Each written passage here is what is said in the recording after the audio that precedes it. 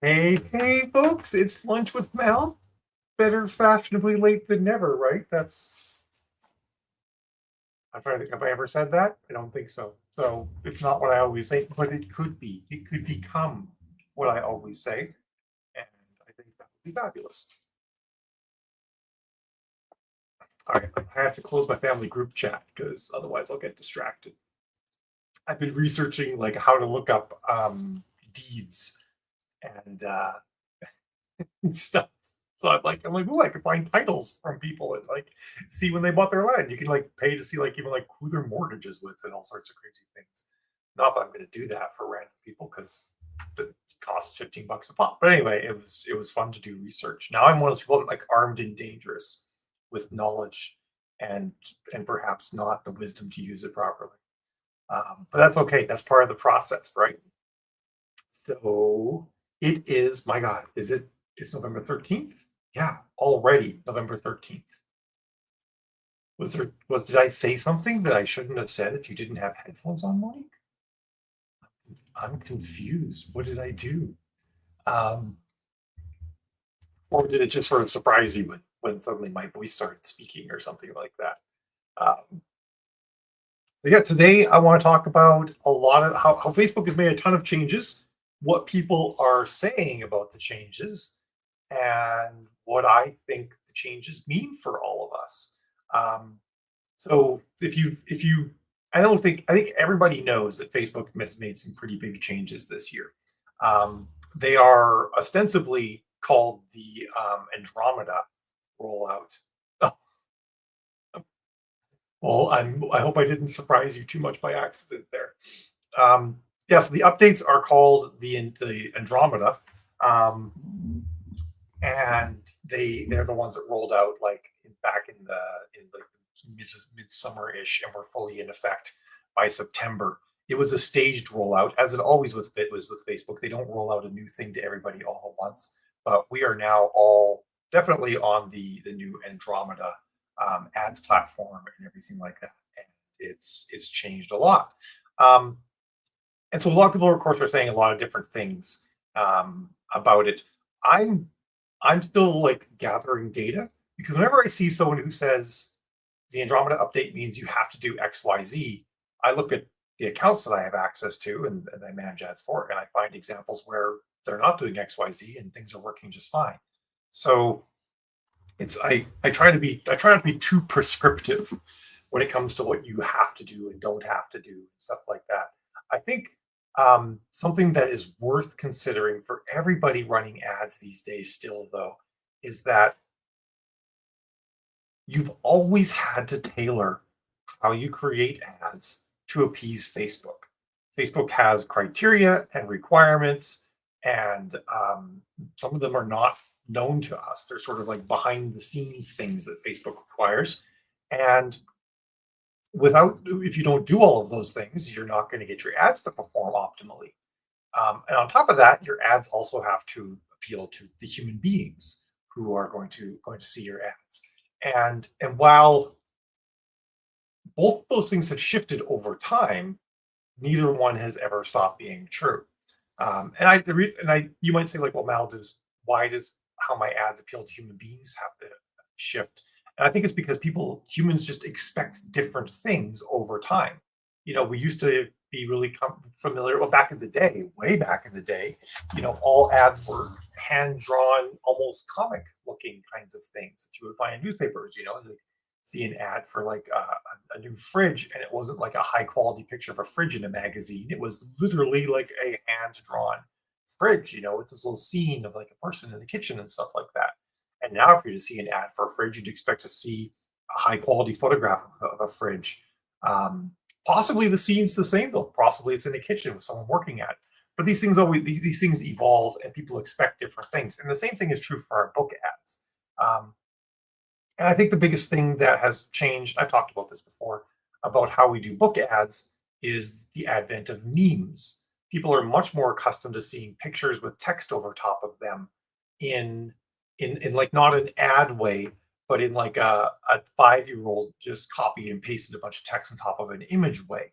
So it's almost like you don't want to make it look all professional and clean like an ad, because then it triggers the "this is an ad and I'm going to ignore it" filter in people's brains. You want to make it your ads look like memes, with interesting pictures, and like they don't have to be funny like memes. Unless of course you're writing comedy, but they do need to be, you know, um, visually appealing to people and visually fit in with the sort of content in their feed.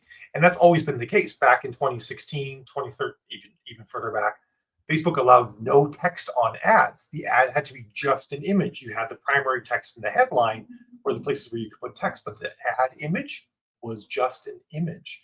Um, and the reason for that was because the regular Facebook feed was just images. People weren't posting memes all the time back then.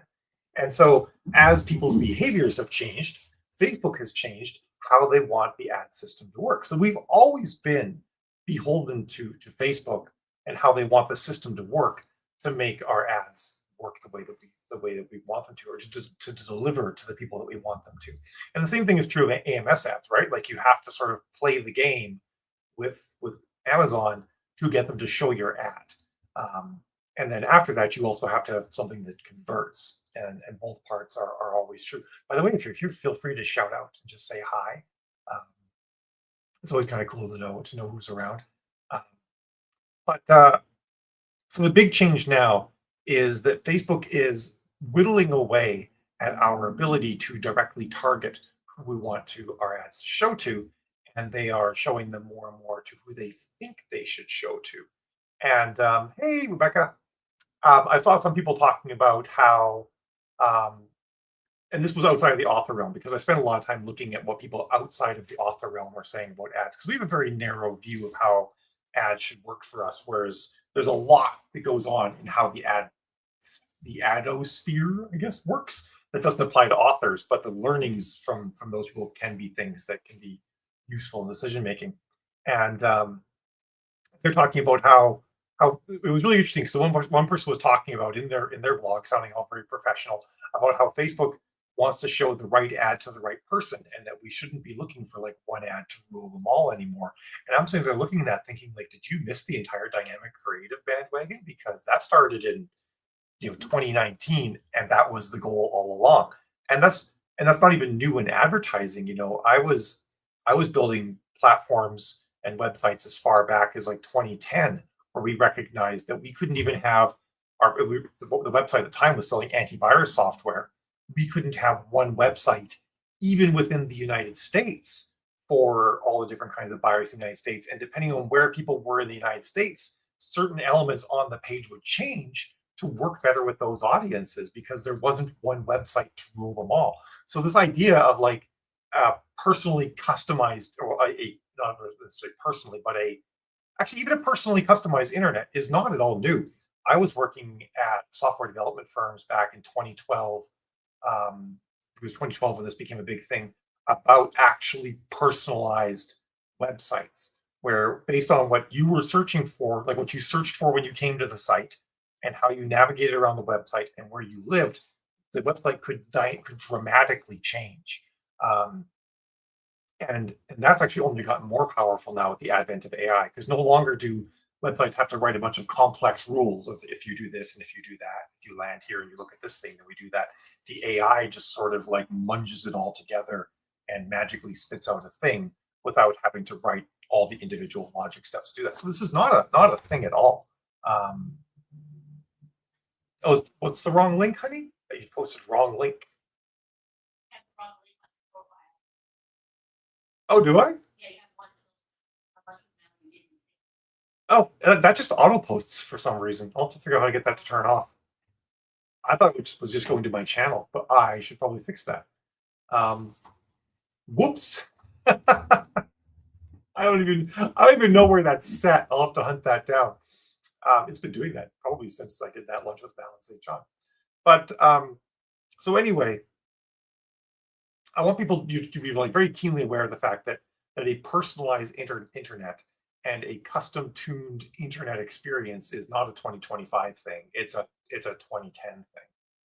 Maybe 2015 by the time it became fairly mainstream. And in a way we know this because we know that like no one else sees the same Facebook feed we do, or the same Instagram feed, or the same Threads feed, or TikTok feed, or anything, or even like they don't even see the same page on MSN or CNN or anything like that. We all actually see different content. Someone from the UK goes to the BBC website, bbc.co.uk, and I go to bbc.co.uk. We will see different things. Um, and that's the way the internet works. It's all about tailored content. And so Facebook is really doubling down with that when it comes to ads, making sure that the ads people see are exactly the ads that they want to see. Now, that's all well and good, but the crazy thing is that it's the AI is not that good at it, and yet we've ceded a lot of control to AI in how all these things are organized. Anybody who's tried to use like AI image generation or use Chat GPT for something that you know about a lot, like people use Chat GPT to quote unquote research all the time, and they're like, okay, Chat GPT said XYZ. But if you really deeply know a subject, and then you ask Chat GPT about that subject, you will discover how wrong it is about your subject, and then realize, oh, it's probably about this wrong about everything. And on average, 65% of all generative um, chat responses have some error in them. I think it's the current number. It is better than it used to be, but it's still kind of like, wow, it's pretty wrong if you encountered someone who every time they spoke there was a 65% chance that the thing they were saying contains some sort of falsehood, you would find that person to be relatively untrustworthy. But my grousing about AI aside, um, the tricky thing with Facebook is that the AI is going to make mistakes about who to show our ad to, and that's where a lot of people are kind of worried about, like, do I really want to cede all this control to Facebook's AI targeting system when I know that AI makes mistakes all the time? What if it finds the wrong target for my ad? And the interesting thing is, like, if Facebook finds the wrong target for your ad, you don't have any direct visibility into that. The only way you can tell is that your conversions aren't good. But conversions not being good could be one of two things. It could be that your book's product page isn't converting that well for some reason, or the Facebook AI found the ad that found the wrong audience, or both.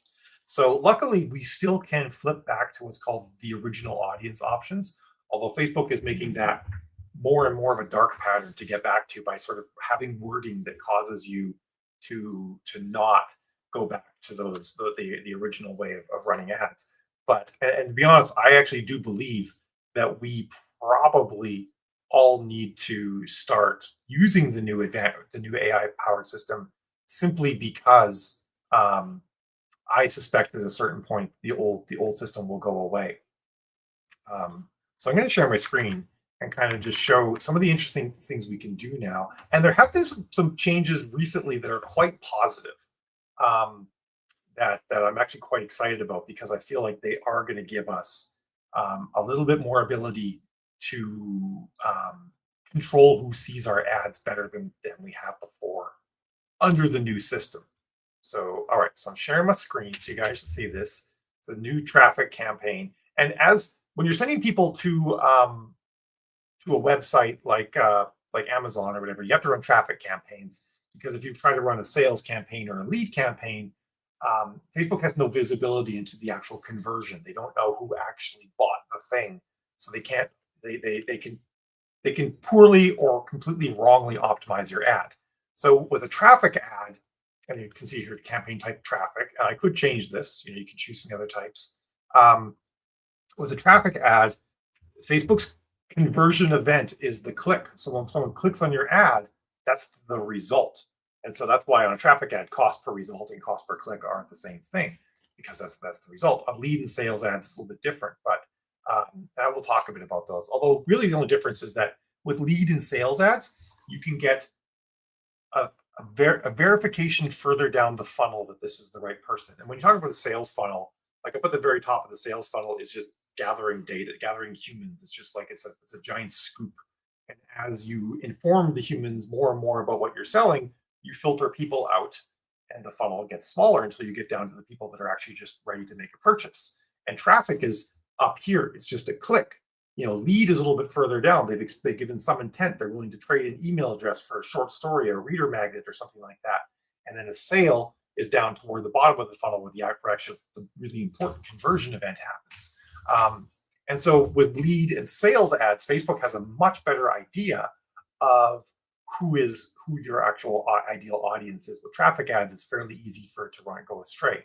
Um, a new thing they've done, by the way, is they've added this option here where if you do an ad set budget, they're like, hey, do an ad set budget, but share some of your budget with other ad sets. And they say when it's likely to improve performance. And always remember, when you see likely to improve performance, it means for a traffic ad, it means get more clicks. And we don't know if those clicks convert or not. And so traffic ads, I prefer to use Amazon attribution to see which ad sets are converting better and control that budget myself. So I recommend turning that off. For sales and lead ads, it's fine to leave it on because Facebook can actually tell who's really converting. All right. So um, one of the things they've done for a lot of people, and not everybody has this rollout yet. If you have this thing here set a maximized number of link clicks, you might get a message that says like, "Hey, you could use landing page views now," and you can then choose maximize number of landing page views. If you don't have that little message, then you're on a slightly older system still for how this targeting works. And this particular count is on that older system. Otherwise, when I switch this to maximize number of link clicks, I would have a little message here saying like, "Hey, girl, go try using landing page views." And so landing page views is actually Facebook looking at who lands on the page that you're sending people to. In my case, it's generally an Amazon page, and they say like, did they actually stay there for a little bit and interact with the page long enough to view it, to really soak up some information? And that typically used to require you to have the Facebook pixel installed on that website. The pixel is basically some code that reports back to Facebook and tells them what the user is doing there. We can't install code on Amazon's website, so we could never use this. This was fine if you were sending people to your own website or to Shopify or to BookFunnel or something like that.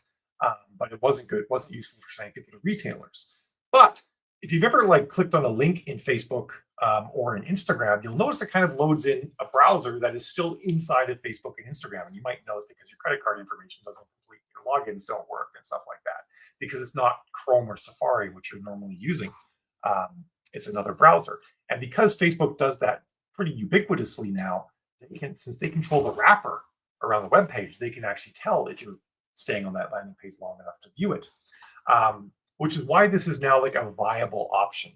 In my testing thus far, it doesn't work as well as link clicks, even still. They seem to convert a little bit better if they're set to link clicks, but not always. I've had a couple of instances where landing page views actually did work better. And landing page views, like if it can be tracked properly, is the better measurement because it's a little bit further down the funnel, right? Top of the funnel is just the click. Landing page views a little bit further down. We know that people who stay on the landing page have a slightly higher intent to buy more, whatever.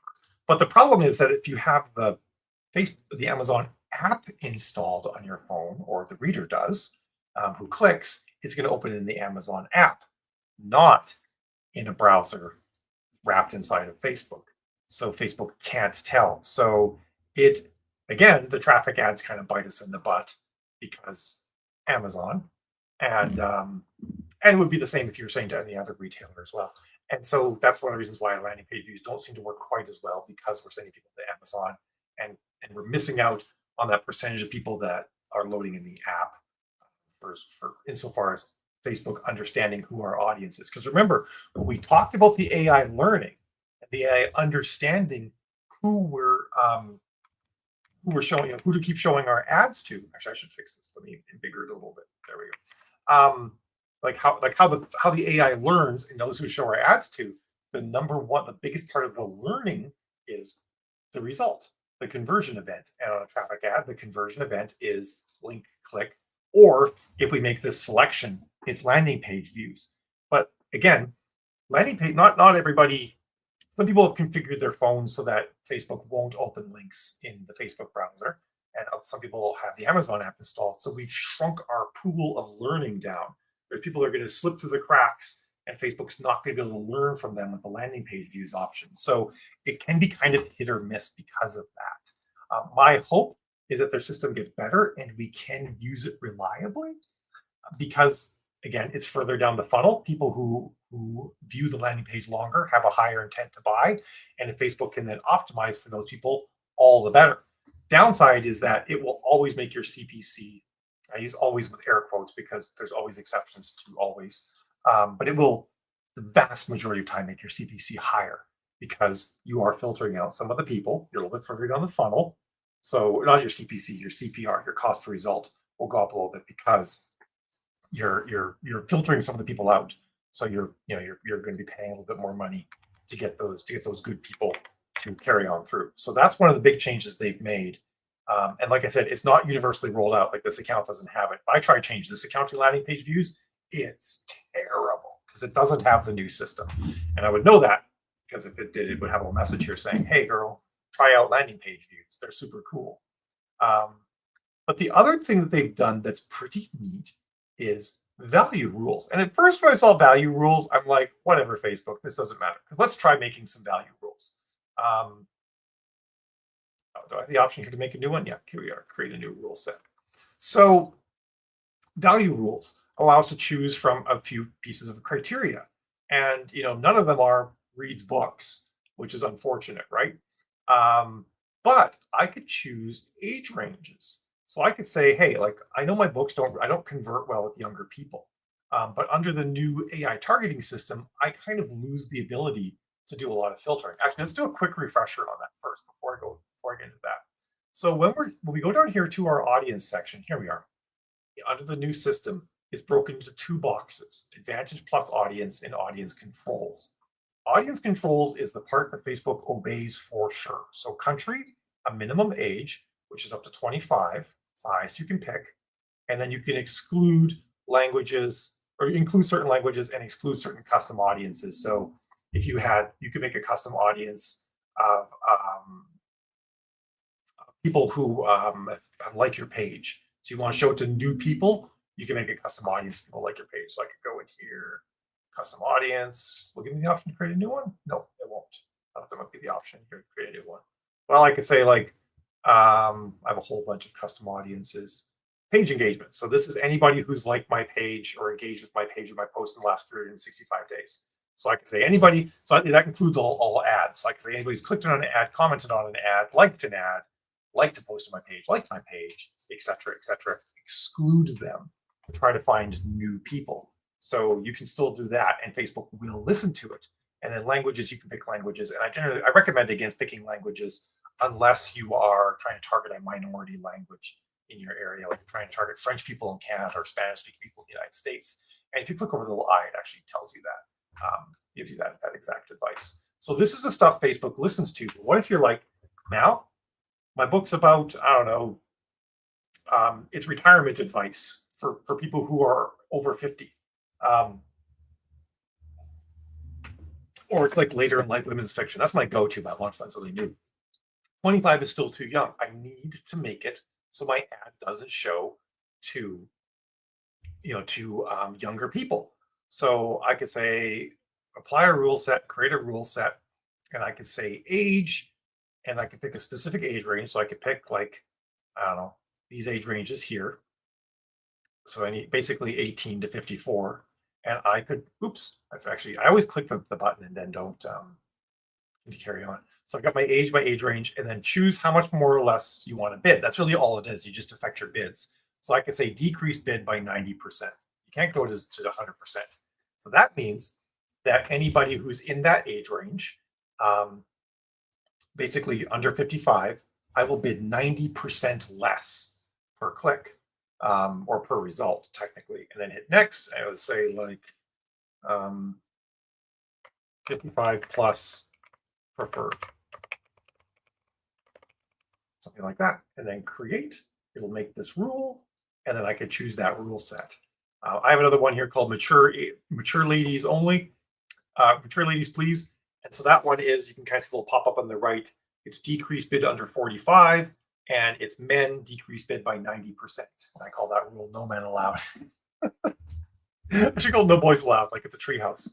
And that way, if I want to run an ad, I'm running a romance novel, and it's targeted at older people or something like that, then I could use those rules. And the reason why that's really important is you'll notice in this section here that Facebook actually listens to and doesn't ignore, gender is not in the list. So I've encountered so often people who are running the new audience system, they're running romance novels, or they're running like very male centric stories, um, like sci-fi harem, not sci-fi reverse harem.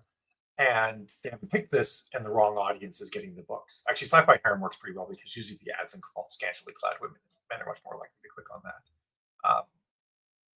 But a lot of times, romance novels can have very attractive women in the ads, and then men will start clicking on it. And again, because our conversion event is the click, um, Facebook's AI targeting system is like, ooh, these men are readily clicking on this ad. I will show it to more men. And then problems ensue because your conversion rates go down. And Facebook can make these new decisions at any point. It's not like it decides these things right away at the beginning of the ad. If an audience starts to get tired, Facebook, the AI targeting system, will go find a new audience for your ad. So an ad that's working great can suddenly bomb because maybe it started to exhaust the audience, found a new audience, and for whatever reason, when it first kind of like started going into its learning phase, it found a bunch of the wrong people to click on your ad. So that's where these new value rules are super handy because they can allow you to deprioritize groups of people, whereas before, we still say just don't show it to them at all. And this, it still exists in here where we can go in, you can pick your specific age group and your specific gender and all that. But you saw what it said before. It said suggestions. Everything in here is a suggestion. And it says, we'll show ads to people matching your suggestion and other audiences when it's likely to improve performance. And again, remember, performance is just getting a click, nothing to do with conversion. All right, I'm actually on a different screen, so I can't see. It is a lot, Fiona. Yes. Trust me, I know. Rebecca says, yes, I keep getting men instead of women on my new ads, even though I specified women. Yeah, so you've got two ways around that. Rebecca, right? Yeah, Rebecca. One of them is that you could do that, make those value rules, like I said, or you can say switch to original audience options. And when you click this link down here, actually, you might see switch to original audience options, or you might see something that says further limit the reach of your ads. They both mean the same thing. They're just, one of them is a dark pattern, which is to discourage you from doing it. And even if you click to switch to original audience options, there's still a dark pattern here, right? I wanted to do the thing, and the blue button is to keep it the same. I actually have to click this button here, which is not blue, to use original audience options. So if you flip back to original audience options, then one, it tries to really pimp all the new stuff, and two, all the audience stuff is in one box. And then now you can enforce your gender and say just women, and say just, 45 plus or something like that, whatever you want to say. Now, this looks different if you're running sales ads. And so give me just a quick second here, and I will, this account, yeah, I'll use this account. Campaigns, create new campaign, sales. Oh, yeah, I've only got a couple ads running this one. I'll make sure I wasn't running client ads in this account because sometimes that happens.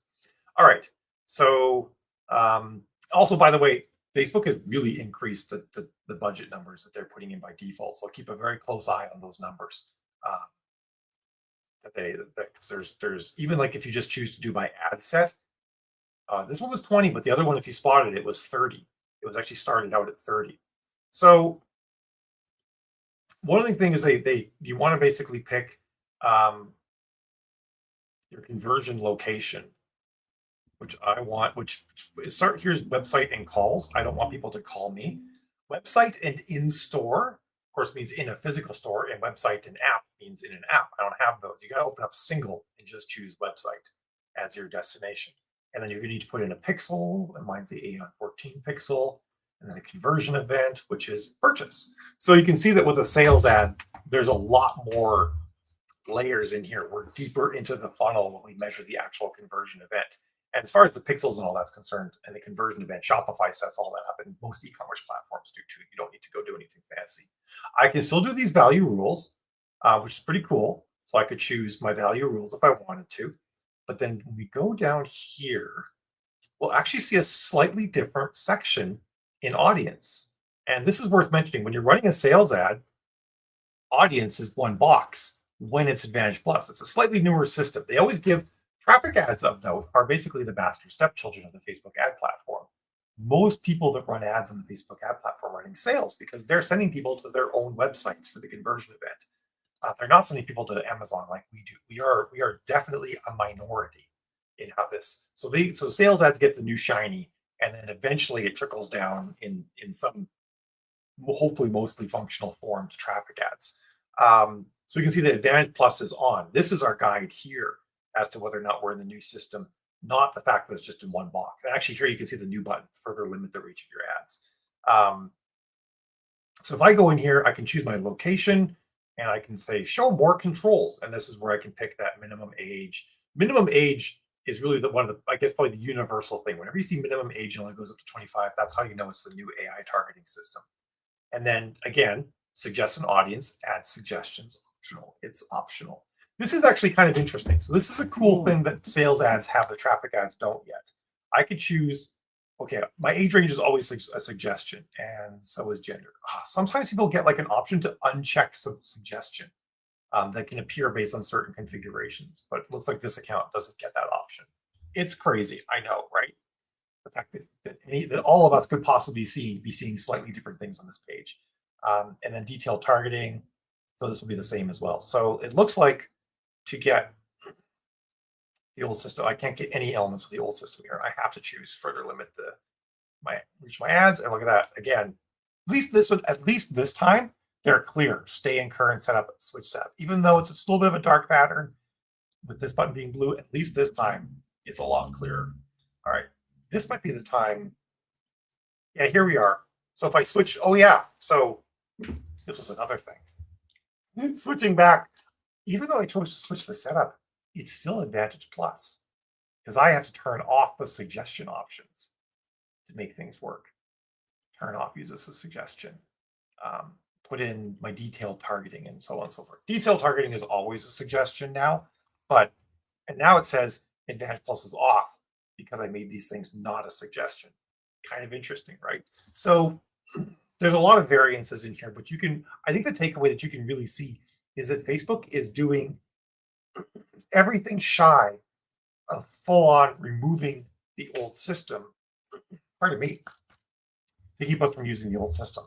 And I'm still pretty sure that this is a result of some court cases they lost where people sued Facebook because they weren't seeing certain ads that they thought they should have been seeing. And really, it was the advertisers that were excluding those people from the ads. But Facebook is the one that lost the ruling and had to pay billions of dollars. So that's why I think they've done this. They're making it so that they show their ads to everybody, and it's all based on behaviors, and no one can say they're deliberately targeting anyone one way or another. So I think that's kind of why this is happening.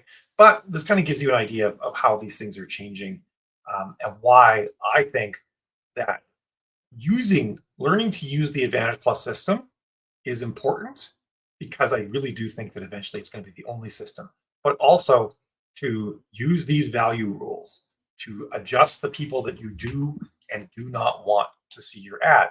And maybe you could do positive ones too. You could say, like, you know what? I find that people who are 35 to 55 buy my books a lot. So I could say 35 to 55. So they don't read in KU, they buy.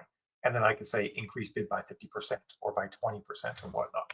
So as you learn more about your audience and who's likely to do things, you can actually go and boost certain elements of your audience as much as diminish certain elements of your audience. So some super cool things in there that I think are quite beneficial, especially with this value rule system, which again, I kind of poo-pooed when I first saw it, because I was like, well, I was thinking sort of like kind of in the old way. I want to do my targeting based on interests, not these other things, like these more basic demographics. But as it turns out, I can use them to bend to my will and do what I want. So super cool in that regards. The other thing people are talking about, this is something that a bunch of people are saying, and I don't have solid evidence or direction for this yet. What people are saying is that you need not just different pages, but different ad accounts if you write different genres. Some people are even saying you need a different ad account for reels versus still images and a whole bunch of other very small differences in the ads. I don't see evidence for that yet. And I'm not entirely sure how anybody else has solid evidence for that yet either. I don't think we've had enough time, especially because Facebook is constantly still changing these things. Even though the Andromeda update has rolled out, it's not like doesn't mean they're not tweaking it anymore. What has actually always been true is that you should have different pages for different audiences. So if you're running, you're running ads to people who like space opera, you should have a space opera page. If you're running ads to people who like hard military science fiction, you should only have a hard military science fiction page. And that's the page you pick when you're making your ad at the very last step. When you're making the actual ad creative itself and putting in the images at the top of that, you pick the page and you should have multiple pages. Some folks who are here actually have that set up so they even based on slightly different subgenres of what they write, there are different pages that are picked to better fine tune that audience, and that has been true for eons. That probably since like 2018 is when it really became solidly the case. And generally speaking, you should have a new page. I mean, to be sort of like the more standard view is you should have a new page anytime you have a different pen name. So if you have, if you're like, oh, I don't want cross pollination between these two pen names on Amazon, you should absolutely have a different page on Facebook for each of those, which I think everybody kind of does. Getting into like the nuance of different pages for different subgenres is important if you're like really fine tuning your ads for those different subgenres. If you kind of run the same kind of ads for everything you write, then you really don't need a different page. But if you're like really want to focus in on a military aspect versus sci-fi romance aspect of different books, then you probably would want different pages for those things. The advice I've been hearing lately is that you actually should have different accounts, so like different ad accounts for each of those different major genre differences versus before when you can make the distinction for the page. I'm not so sure about that yet, that you need different accounts. And part of the reason why is one, I even personally run ads on accounts that run ads for fantasy, science fiction, and nonfiction, and they're all fun. They're fine. They haven't diminished. In fact, they've been better in the last couple of months in their conversions. And actually, I was outside the author sphere, was just like looking at blog posts and whatnot being written about Andromeda generally, and there people are saying you don't actually need separate ad accounts anymore. So the advice there is very all over the place, and I'm not sure where I am on it yet. I'm still gathering data. The one thing I always think about whenever I'm thinking about, what does Facebook want? What should we be doing to appease the beast? I think to myself, what does Toyota want? What does, I don't know, AliExpress want? What does Temu want from Facebook?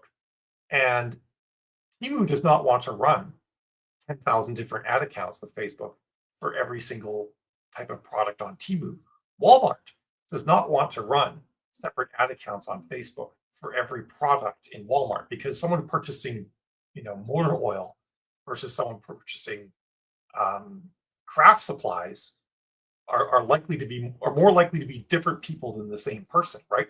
So based on that logic, if you need to have a different ad account for every subgenre, well, Walmart should have a different ad account for people buying crafting supplies versus automotive repair tools when they're running their ads.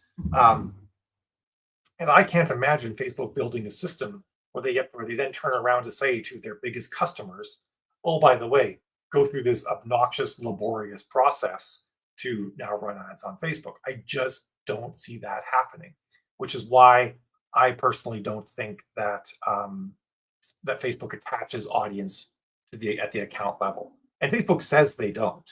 But one could argue, well, they said that for a while. Maybe they haven't updated their information, yada, yada, yada. There's always been like a suspicion that Facebook attaches audience to the ad account, but no one's actually ever been able to really produce really broad evidence of that being the case. We can see that Facebook attaches audience information to the page, to the pixel, to an individual ad set, even to the campaign that like audiences that you pick. If you have multiple ad sets all running in the same campaign, there's evidence that audience seems to bleed between the ad sets in the same campaign, which actually sort of makes sense because they're still in the same bucket, the campaign, which is actually for me why all my campaigns are always done per series. Every series always gets a different campaign because of that bleed over, which has been somewhat evident for years now. Um, but again, I always sort of think to myself, like, if a big company had to jump through these hoops, would they be on the phone with their dedicated Facebook rep, who is not like the kind of dedicated Facebook reps we get, right? Like when you spend millions of dollars, you get someone a lot higher on the chain. No, if someone turned around and said to team you have to make 10,000 ad accounts, team you'd be like, fuck you, I'm on the phone with someone right now. This is bullshit. And Facebook would change what they're doing because they'd be fielding calls from all of their major advertisers about that. So that's why I don't think that one passes the smell test. I really do believe it's with the page. And I've actually tested this. I've used the same page across different ad accounts, both when the page is working and isn't working, and actually seeing the performance seems to be connected to the page. So, hello, EEH1239. I've missed you too. Oh yeah, Monique says, I'm trying to remember to update those pages. Finally made alarms for them. Yeah, you do want to keep them somewhat up to date. You don't want them to look totally dead, but you don't need to like go crazy with them and constantly doing new posts and stuff like that. So that's some thoughts there on all of this. One thing that I think is pretty interesting is if you do get the new landing page view option, like I talked about, where it says like, "Hey girl or guy or non-binary pal, you should be using the landing page option instead of link clicks." Do test it out just to see how well it works for you, because that's sort of like better learning for Facebook. Because one thing is for sure, because audience information is absolutely stored at the page level, whether or not it actually is stored at the account level, which I can't say yes or no to yet. Every ad contributes to the learning. Every ad you run contributes to how Facebook learns about who to be showing your ads to. And landing page view, like I said, is a little bit further down the funnel, has a little bit more value to the learning because those people have more intent. So if you can use that, you should use it to try to it's work, and it works well. I would recommend using it at least on some of your ads to help sort of better train things. But also, yeah, that was exactly my experience too, Rebecca. But I recently saw one of my clients who had the default for a lot of people is now set to landing page view, and they made an ad for landing page that was set to landing page view by default, and it wasn't bad. It wasn't like any better than any of their other ads. It was like middle of the pack. And I was like, okay, well, we'll let it ride because it's getting us some good data, getting Facebook some good data. But and actually, Melissa Storm is the one that said this in her a recent post she made, and it's like it was like a thing that I intellectually knew, and even that I did for these reasons, but I never really sort of put two and two together to present it this way. So kudos to Melissa for that. But she said like a great thing to do to help Facebook learn who to show your ads to, even if you don't have a store, is to run ads to BookFunnel, because on BookFunnel you can put your Facebook pixel number in and you can set up a lead ad on Facebook. So you would make a lead ad. Facebook would be like, cool, what pixel should I use? You like, use this pixel, Facebook. Facebook's cool. I'm gonna use pixel with this big long number.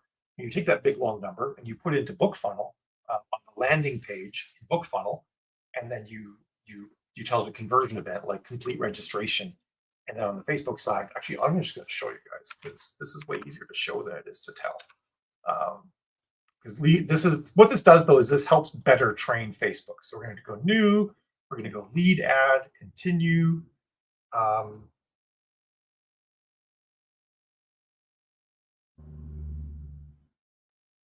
okay. I'm just trying to figure out exactly what that meant. So it's going to start with campaign budget.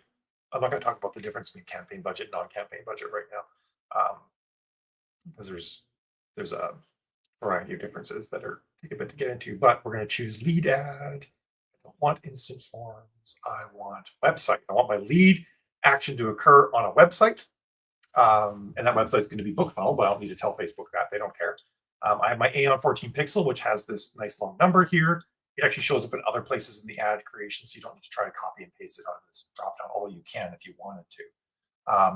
And then I want my event to be complete registration. So then I'll go on and create my ad like normal. If you want to get the pixel ID in an easy way, you would grab it. You can grab it way down here at the very bottom of the actual ad page itself. It'll have the pixel that's being used. And then let me just quickly pause the share because I don't know how much of my, oh, I didn't share my screen. I'm a silly person. All right, well, let me get BookFunnel up there so I can have all that ready. BookFunnel, 2 shakes of a lamb's leg.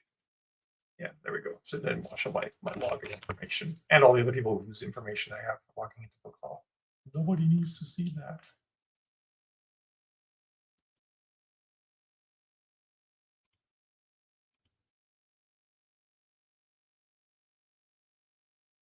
Okay, let me just bring everything up to edit and then properly share my screen so you guys can see what the heck I'm talking about.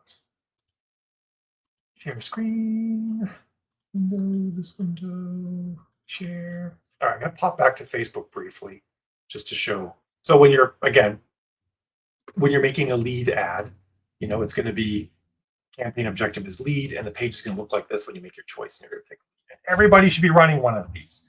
You should have a reader magnet up on BookFunnel. You should be running ads to it like $3, $4, $5 a day, whatever. And the reader, by the way, a reader magnet should be a complete story with a beginning, middle, and an end, not a prologue or a prelude. And it should lead into one of your main series. That's where you're going to get the best conversion. So I've got a lead ad, and in here, I've chosen for my lead conversion event to happen on my website. You can, like, instant forms are a thing that like converts slightly better because the lead form is right on Facebook. They don't have to go off to BookFunnel.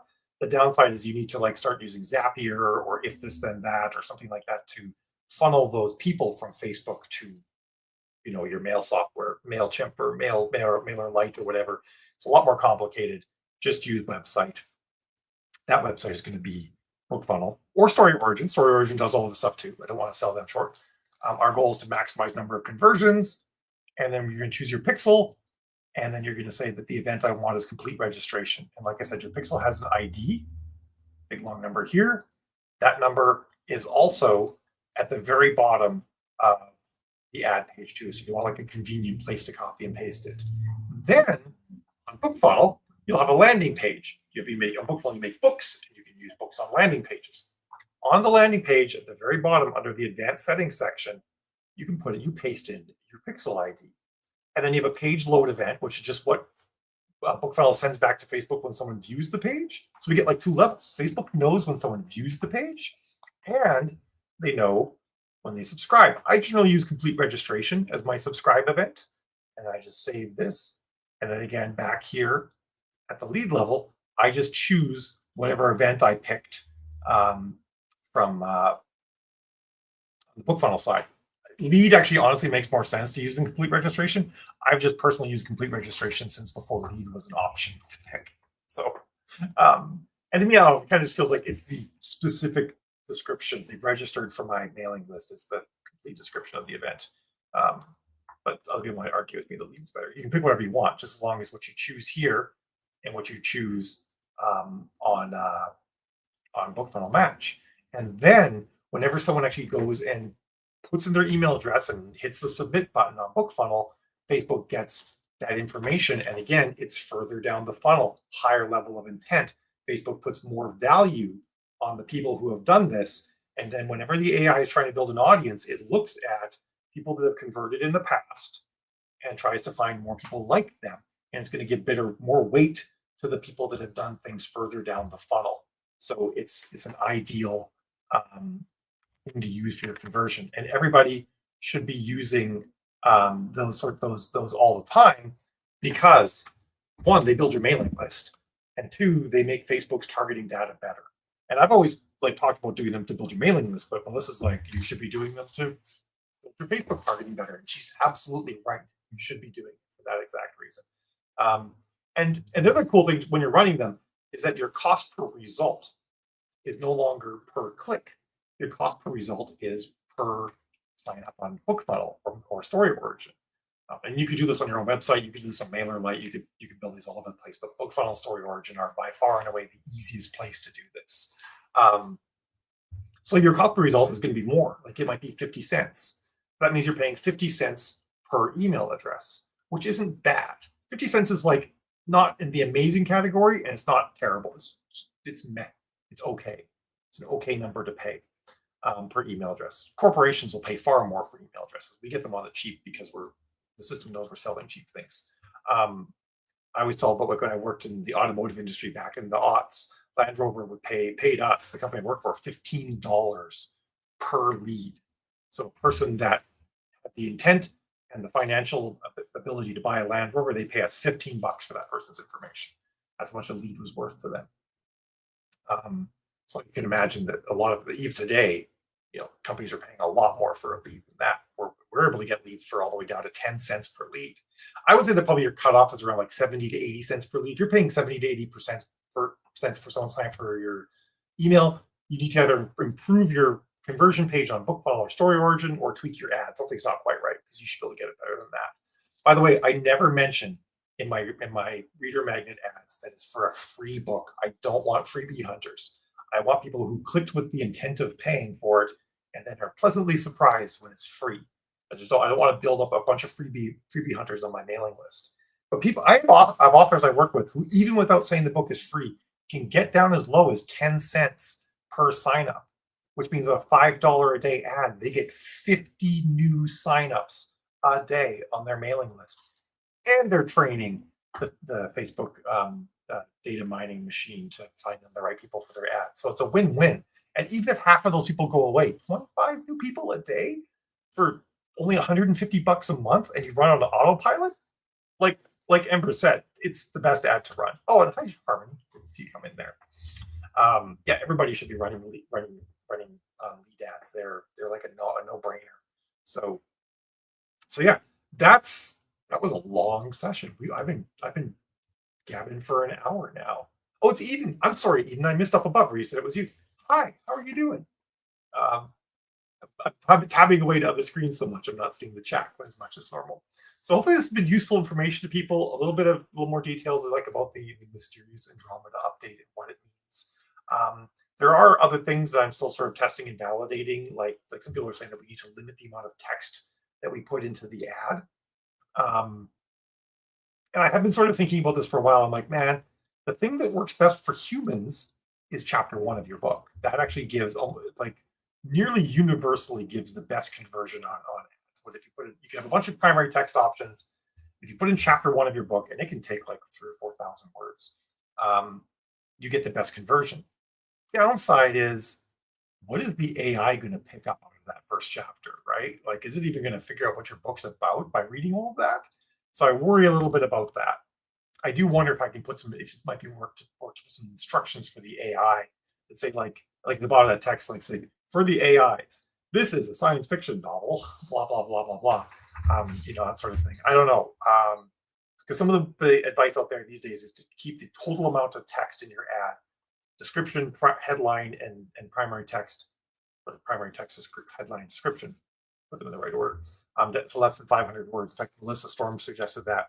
And I totally understand why people would say that. I'm a little bit on the fence, though, because I'm like, I want my ads still have to appeal to humans. Like, I can do all of this work to get the AI to show my ad, but if the human who sees it doesn't like it, it still doesn't work. So we're all the way back to the very beginning. We've always been serving two masters with our ads. We're trying to get the platform to show them, and then we're trying to get the reader to click and buy. And they still have to do that double duty. So it's a balancing act between those two things. But definitely excerpts can be a little bit risky because you're like, what am I telling the AI? So I've been using the description field though pretty heavily to have a bunch of tropes and stuff like that and talk about what this is a book and this is what it's about, hoping that I can get the AI to better understand what the ad's about without having to sacrifice my more human-facing content that I put elsewhere. So that's some other thoughts are going on as well. All right. I'm glad, Monique. I'm glad there's a lot of good things in there for you. And hey, Jody. Sorry, a new pen. Third book as we stay, and ads newsletter building at the top of my list. It's super helpful. Oh, great. Well, I'm glad to hear that. Glad everybody got some good info out of this. I do this every Thursday at the same time. Um, Today I was like 15 minutes late, but mostly the same time. But anyway, I have to check because I gotta get ready for a call. Um, but this has been very useful to folks. If you have any questions or want to avail yourself of any more what I teach, you can go to storytellerlab.net and you can sign up for our community there. And we post a lot about what's going on. Plus, we have a community where people ask questions. We talk about this stuff, and also we are kicking off. Um, Possibly, I'm trying to debate whether I want to start before December or right after Christmas, but a more detailed class going through all of this stuff too. And it's very affordable, so you guys can pop in and sort of learn everything that's in my brain. But of course, you can also just be here because this is every Thursday I talk about stuff too. But there's always more on school because I have more time. Uh, Thank you, Rebecca. I enjoyed this lunch with Mel as well. I like lunch with Mel where I get to show things. I'm a very action oriented, let's do stuff kind of person. So it fits my vibe. But I will see you guys next Thursday. Next Thursday, right? There will not be a lunch with Mal the Thursday after on American Thanksgiving, but there will be one next week on the 20th. So I will see you guys then, and I hope you guys have an absolutely fabulous weekend. Ciao.